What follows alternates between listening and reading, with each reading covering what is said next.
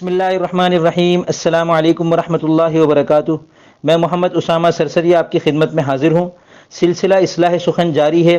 अगर आप भी अपनी काविश इस सिलसिले में शामिल करना चाहते हैं तो डिस्क्रिप्शन में दिए गए लिंक पर क्लिक करके हमारे फेसबुक ग्रुप रियाजत शेरी को ज्वाइन कर लें और वहाँ अपनी काविश पेश करें। बारी आने पर आपके कलाम की भी इंशाअल्लाह इस्लाह की जाएगी।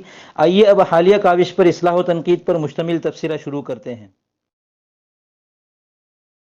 मोहतरम ज़ुबैर अरशद साहब कहते हैं, जादाए ख्वाब कहीं गर्द में तहलील न हो, देख ए माह जबी शौक़ की तज़लील न हो। माशाअल्लाह, क्या ही उम्दा मतला कहा है इन्होंने और इसमें खूबियाँ ही खूबियाँ नज़र आ रही हैं। सबसे पहले तो ये देखें कि अल्फाज जो हैं वो ज़्यादातर फ़ारसी के हैं और एक दो अरबी के हैं जैसे तहलील और तज़लील। तो इस बारे में मैं अपने नए दोस्तों के सामने ये अर्ज़ करना चाहूँगा कि उर्दू गज़ल के अंदर खूबी जो है वो फ़ारसी अल्फाज की कसरत से पैदा होती है, ना कि अरबी अल्फाज की कसरत से। ये जो हमारे मदारिस के तलबा हैं, चूँकि ये माशाअल्लाह ये अरबी पढ़ते हैं, तो जब ये गज़ल कहने की तरफ माइल होते हैं तो इनकी शुरू में इनकी गज़ल में अरबी अल्फाज बकसरत होते हैं। इसलिए मैं इनसे कहा करता हूँ कि फ़ारसी अल्फाज की तरफ तवज्जो दें। और अब देखें, इस मतले में ज़्यादा, ख्वाब, माह, जबीन, ये सब फ़ारसी के हैं। अब शौक़, तज़लील और तहलील अगर अरबी के आ भी गए हैं तो ये फ़ारसी के ज़्यादा अल्फाज के साथ मिलकर ये भी फ़ारसी ही शुमार होंगे, क्योंकि फ़ारसी ज़बान में अरबी के अल्फाज इस्तेमाल हो जाते हैं। तो अब ये कहा जाएगा कि इस मतले की जो लिसानी फ़िज़ा है वो फ़ारसी है और ये एक गोना खूबी है इसके अंदर। दूसरी खूबी इस मतले की काफ़िया है, तहलील और तज़लील। इसमें इन्होंने तीन हरूफ बिल्कुल एक से हैं दोनों में, जिसको जिनास कहते हैं। और ये सनात है, खूबी है कि दो ऐसे अल्फाज इस्तेमाल करना नसर में या नज़म में जिनके हरूफ की ज़्यादा मिक़दार जो है वो एक सी हो। अगर हरूफ पूरे के पूरे यकसा हो तो इसको जिनास ताम कहते हैं, और अगर हरूफ की तादाद आधी से ज़्यादा ऐसी हो तो इसको, या मुकम्मल ना हो, ज़्यादातर हो, तो फिर इसको जिनास नाक़िस कहते हैं। मगर ये भी बहुत बड़ी खूबी होती है। तो तहलील और तज़लील जो काफ़िया है ये खूबी है।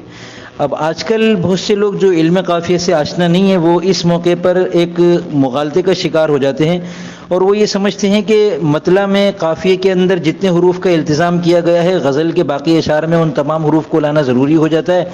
तो फिर ऐसे मौके पर वो कहते हैं कि तहलील और तज़लील में जो लील आ रहा है वो आगे मफ़ाइल और तकमील वगैरह में नहीं आ रहा, तो इस वजह से वो इसको समझते हैं कि ये ईता है। तो मैं उनसे बार बार उनकी खिदमत में गुजारिश करता हूँ कि इसे ईता न समझे, बल्कि ये एक खूबी है। और मतला में जो काफ़िए का ऐलान होता है वो सिर्फ़ हरफ रवी और रवी का होता है। रवी मतलब किसी भी लफ्ज़ के आखिरी असली हरकत से आखिरी असली हर्फ तक का जो मजमुआ होता है तो वो उसको रवी कहते हैं। और इसकी तफसील आप हमारे काफ़िया कोर्स में पढ़ सकते हैं। ये काफ़िया कोर्स 13 असबाक पर मुश्तमिल है जो हम व्हाट्सएप पर करा रहे हैं, और डिस्क्रिप्शन में भी आपको हमारा मोबाइल नंबर मिल जाएगा और इस वीडियो के आखिर में भी मिल जाएगा। तो आप हमसे व्हाट्सएप पर रब्ता करके काफ़िए का पूरा कोर्स भी कर सकते हैं, जिसमें आपके सामने मुकम्मल तौर पर आ जाएगा कि रवी और हरफ रवी क्या होता है। जादाए ख्वाब कहीं गर्द में तहलील न हो, देख ए माह जबी शौक़ की तज़लील न हो। ये हमारे कुछ शुअरा ने ज़्यादाए शौक़ तरकीब इस्तेमाल की है, तो मोहतरम शायर ने इसकी मुनासबत से ही गालिबन शौक़ का लफ्ज़ यहाँ ज़िक्र किया है, वरना यहाँ वो इश्क भी ला सकते थे, मगर शौक़ यहाँ पर तलफ़्फ़ुज़ के एतबार से भी अच्छा लग रहा है और ज़्यादा की मुनासबत से भी अच्छा लग रहा है। कि ये जो रास्ता है, ज़्यादा रास्ते को कहते हैं, ये जो रास्ता है ये कहीं गर्द बन के ना रह जाए। यानी ये जो एक ऐसा रास्ता है मोहब्बत का जो इस वक्त हमारे लिए ख्वाब का दर्जा रखता है, ये कहीं गर्द में तब्दील ना हो जाए। ए माह जबीन यानी ए खूबसूरत, ए महबूब जो भी हैं वो आप उनसे कहा जा रहा है कि आप देख लें कि कहीं ऐसा ना हो कि ये जो हमारा मोहब्बत का रास्ता है ये रास्ता ना रहे, बल्कि महज गर्दे राह बन के रह जाए। और इस सूरत में इश्क और शौक़ और उल्फत और प्यार की ये गोया तज़लील है। तज़लील जो है ना, ये भी बड़ी मुनासबत के साथ इन्होंने यहाँ पे इसका जिक्र किया है कि ज़्यादा रास्ते को कहते हैं, गर्द मट्टी को कहते हैं, गुबार को कहते हैं। वो रास्ता जिस पर चलना, जिसे रोंदना आसान हो जाए, उसको मुज़ल्लल कहते हैं, मुज़ल्लल। तो उसी से फिर तज़लील है। تو یہ الفاظ کا چناؤ بھی بہت عمدہ ہے، جتنی تعریف کی جائے اتنی کم ہے۔ حسن ہو اور ستم کیش نہ ہو حیرت ہے، یعنی اوزان میں ہو فعل مفاعیل نہ ہو۔ کیا خوبصورت شعر ہے، اور تشبیہ بھی بہت عمدہ ہے، اور فعل مفاعیل کو بھی آج کل جیسے رواج پا چکا ہے شاعری میں استعمال کرنا، فعول کو کوئی لے کر آتا ہے، کوئی فاعل مفاعیل کو لے کر آتا ہے، تو یہاں انہوں نے بڑی خوبصورتی سے اس کا تذکرہ کیا ہے۔ البتہ مفاعیل چونکہ افاعیل مفاعیل تفاعیل سے ارکان بھی مراد ہوتے ہیں، تو بہترین صورت یہ ہوتی کہ فعل کا لفظ نہ آتا، یعنی اوزان میں ہو اور مفاعیل نہ ہو، ایسا کچھ ہوتا تو شاید زیادہ بہتر ہوتا۔ کام اکٹھے کریں دونوں کسی منصوبے پر، اور ایسا ہو کہ اس کی کبھی تکمیل نہ ہو۔ بہترین شعر ہے، بہترین، اور بالکل واضح بھی ہے، اس کی تشریح کی بھی ضرورت نہیں ہے، اور روانی اور الفاظ کی خوبصورتی اور سلاست جو ہے وہ بالکل واضح ہے۔ تتلیاں دوست ہیں مانا مگر اے شیریں بدن، لب پہ ہر وقت رہیں اتنی بھی اب ڈھیل نہ ہو۔ تتلیاں دوست ہیں، یہ بہت اچھا انداز ہے، میر تقی میر کے ہاں زیادہ تر پایا جاتا ہے کہ ایک ہی شعر کے اندر کئی سارے جملے، تتلیاں دوست ہیں ایک جملہ ہو گیا، معنی ایک پورا جملہ ہو گیا، مگر اے شیریں بدن پورا ایک جملہ ہو گیا، لب پہ ہر وقت رہیں یہ بھی پورا جملہ ہو گیا، اتنی بھی اب ڈھیل نہ ہو، یعنی ایک شعر میں انہوں نے 5 جملے استعمال کیے ہیں، بہت اچھی بات ہے۔ البتہ تتلیاں کی مناسبت سے جو ہے نا وہ شیریں بدن کی جگہ کچھ اور مزید سوچا جا سکتا ہے، اور ڈھیل محض قافیے میں لگ رہا ہے، ایسا لگ رہا ہے کہ شعر کے باقی حصے کا یہ مکمل طور پر حصہ نہیں لگ رہا، مگر بہرحال گزارا کیا جا سکتا ہے۔ دل کا کہنا ہے یہ آنکھ اس کا ضیاء کرتی ہے، پس میری مان اسے خون کی ترسیل نہ ہو۔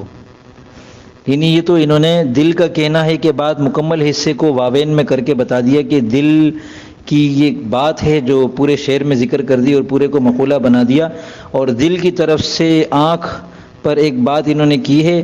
اچھا شعر ہے اور بہت اعلیٰ درجے کا تو شمار نہیں ہو سکتا، لیکن بہرحال جو شاعری سے حظ اٹھایا جاتا ہے تو یہ وہ شعر ہے جس سے مکمل طور پر شاعرانہ حظ اٹھایا جا سکتا ہے۔ کیسے کردار نبھے ایسے جہاں میں کہ جہاں کوئی ہمزاد نہ ہو چاند نہ ہو جھیل نہ ہو۔ یہ بہت پیارا شعر ہے، استفہامی انداز ہے جو جملہ انشائیہ ہے، جملہ انشائیہ سے شعر کو زیادہ تقویت ملتی ہے بنسبت جملہ خبریہ کے۔ لفظ جہاں کی تکرار بھی بہت اچھی ہے اور دونوں کا الگ الگ مفہوم ہے۔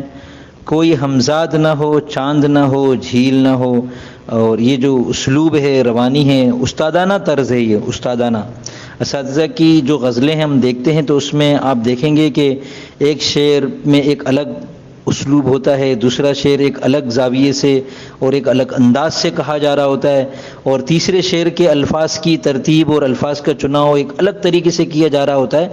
وہ جو ایک طرز ہوتا ہے صاحب طرز شاعر، وہ اس کی میں بات نہیں کر رہا، شعر کے اندر جو ایک بات کو جس طریقے سے آپ کر سکتے ہیں اس میں یہ دیکھا جاتا ہے کہ آپ کون سا طریقہ اختیار کرتے ہیں۔ تو یہ ایسے طریقے ہیں کہ نئے احباب کو ایسے طریقے نوٹ کرنے چاہیے کہ دیکھیں دوسرے مصرعے میں انہوں نے 3 چیزوں کی نفی کی ہے اور کتنے خوبصورت انداز سے کی ہے۔ تو کوئی ہمزاد نہ ہو چاند نہ ہو جھیل نہ ہو، بات بھی پوری ہو رہی ہے، تقابل بھی بہترین ہے، اور کوئی لفظ بھرتی کا بھی نہیں ہے، اور ایسا بھی نہیں محسوس ہوتا کہ وزن کی وجہ سے شاعر کو کوئی لفظ لانا پڑ رہا ہے۔ یہ پختہ کاری کی علامت ہے۔ لطف ہے گرچہ تیری مختصراً ہوں میں بھی، مگر اتنا بھی نہیں یار کہ تفصیل نہ ہو۔ یہ تو ایسا لگتا ہے انہوں نے میرے تخلص کو سامنے رکھ کر شعر کہا ہے۔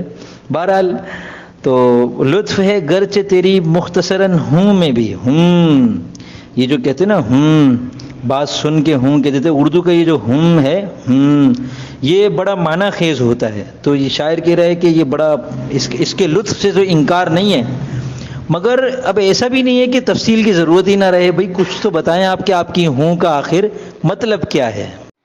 چلیں اب اجازت چاہتا ہوں، یہ ہے اصلاح سخن کا سلسلہ، اور اس سلسلے سے جڑنے کے لیے آپ ہمارے فیس بک گروپ ریاضت شعری کو جوائن کریں اور وہاں اپنی کاوش پیش کریں، باری آنے پر انشاءاللہ آپ کی کاوش پر تبصرہ کیا جائے گا۔ السلام علیکم ورحمۃ اللہ وبرکاتہ۔